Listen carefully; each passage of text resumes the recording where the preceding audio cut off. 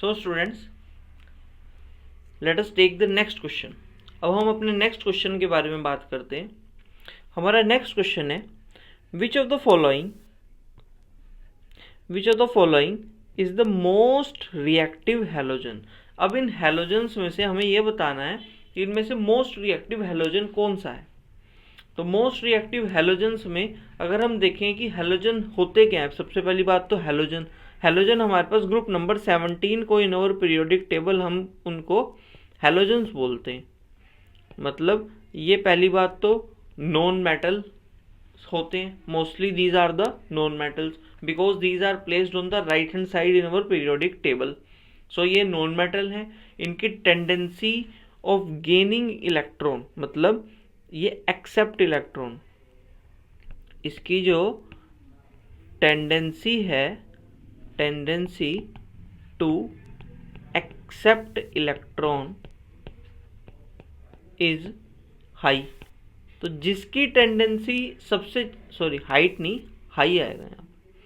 तो जिसकी tendency accept करने की इलेक्ट्रॉन सबसे ज़्यादा होती है, सो वही क्या होगा, वही हमारा सबसे ज़्यादा रिएक्टिव होगा। सो एक और रीज़न जो इसका आ गया, एक रीज़न तो आपके पास ये आ गया और सेकंड रीज़न हमारे पास ये आ गया जी कि जो हमारा फ्लोरीन है, तो फ्लोरीन हैज़ लीस्ट साइज, इसका साइज भी काफ़ी कम है। तो इसका साइज कम होने की वजह से और इसकी टेंडेंसी टू एक्सेप्ट इलेक्ट्रॉन वो ज़्यादा होने की वजह से जो इसकी रिएक्टिव की अगर हम बात करें, which of the most reactive halogen, so हमारा जो आंसर आएगा that is a fluorine. So correct answer of this is option number ए।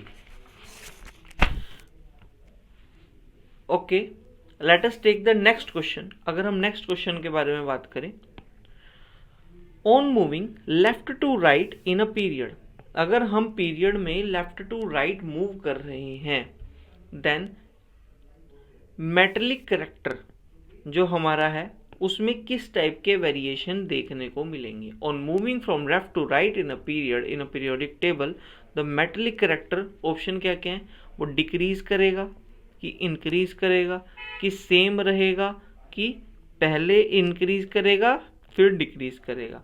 तो इसमें से आपको देखना है जी कौन सा ऑप्शन इनमें से आपका करेक्ट होगा। जैसे कि आप जानते हैं कि हमारे पास in a periodic table left side पर प्रेजेंट होते हैं। It means on the left side किसकी है, लेफ्ट साइड पर जनरली हमारे मेटल्स प्रेजेंट है। ओके, और जो राइट साइड है, तो राइट साइड पर हमारे जनरली नॉन मेटल्स प्रेजेंट है।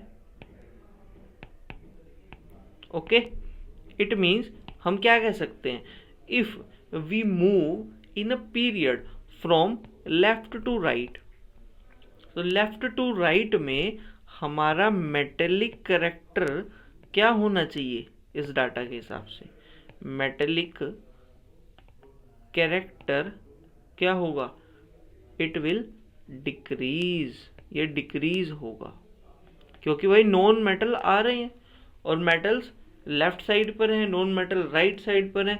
तो हम मेटल्स से हम किस साइड मूव कर रहे हैं, नॉन मेटल्स की साइड। ओके, तो हमारा मेटेलिक कैरेक्टर तो क्या होगा, डिक्रीज होगा। So the option A is correct here. तो यहाँ पर हमारा जो ऑप्शन सही हो जाएगा that is a option number A.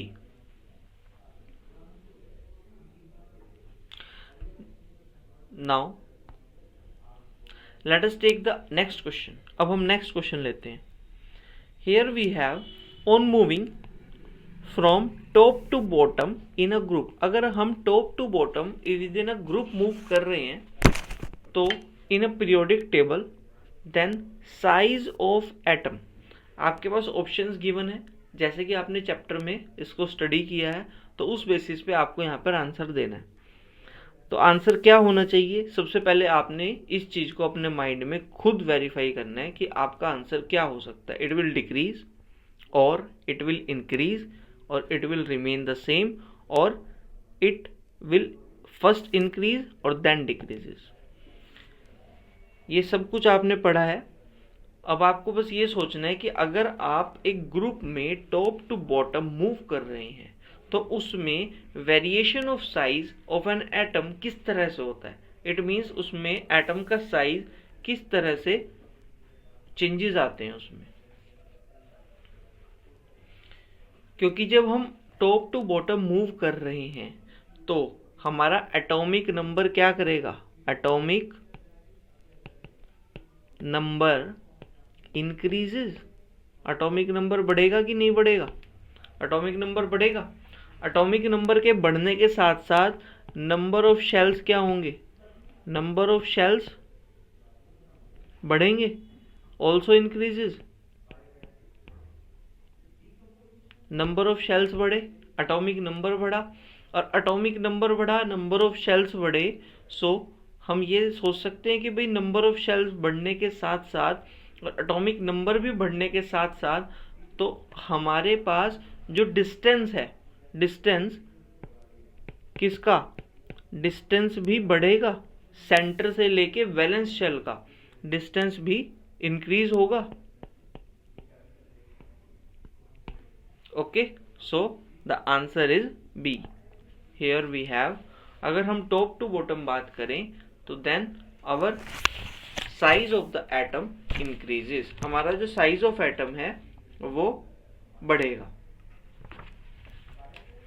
So let us take the next question. अगर हम नेक्स्ट क्वेश्चन के बारे में बात करते हैं, on moving from top to bottom in a group in a periodic table, valency. सबसे पहले तो बात आती है वैलेंसी जो है वो होती क्या थी। पहले तो आपने सोचना है कि वैलेंसी होता क्या था। हमने जब वैलेंसी के बारे में पढ़ा था, इस टर्म के बारे में पढ़ा था, व्हाट इज वैलेंसी। सो आप सभी के माइंड में ये चीज आनी चाहिए कि व्हाट इज वैलेंसी। रिमाइंड कीजिए। तो कुछ के माइंड में बात आई होगी जी, valency is the combining capacity of an element. एक एलिमेंट की कंबाइनिंग कैपेसिटी को हम वैलेंसी बोलते हैं। कंबाइनिंग कैपेसिटी मींस कि मतलब वो कितने इलेक्ट्रॉन दे सकता है, ये कितने इलेक्ट्रॉन ले सकता है जब वो कंबाइन हो रहा हो, क्या बनाने के लिए, कोई एक मॉलिक्यूल बनाने के लिए। ठीक है जी, जब वो स्टेबल होने के लिए कोई मॉलिक्यूल बनाता है और जब वो कंबाइन हो रहा है, it may be metal, it may be non metal, चाहे वो कुछ भी हो, कोई भी एलिमेंट हो, तो किसी भी एलिमेंट को जब वो कंबाइन हो रहा है तो वो कितना पार्टिसिपेशन अपनी तरफ से दे सकता है, कितने इलेक्ट्रॉन दे सकता है या कितने इलेक्ट्रॉन ले सकता है, उसी को हम बोलते हैं, it is the term valency. इसी टर्म को हमने वैलेंसी बोला। सो वो सब आपको ये देखना है कि अगर आप टॉप टू बॉटम इस चीज को देखें कि on moving from top to bottom within a group, आपके पास जो वैलेंसी है वो क्या होगी, वो डिक्रीज करेगी कि इंक्रीज करेगी कि सेम रहेगी कि first increase then decrease. Then क्या आंसर है हेयर, बिकॉज हमें ये पता है कि एक ही ग्रुप में जो हमारे पास एलिमेंट्स होते हैं तो elements of the same group have same group elements have same outermost shell electronic configuration, outermost shell electronic configuration. Okay, so therefore they have same valency, क्योंकि उनकी आउटरमोस्ट शेल की इलेक्ट्रॉनिक कॉन्फ़िगरेशन सेम है तो इसीलिए उनकी valency भी क्या रहेगी, same. So option C is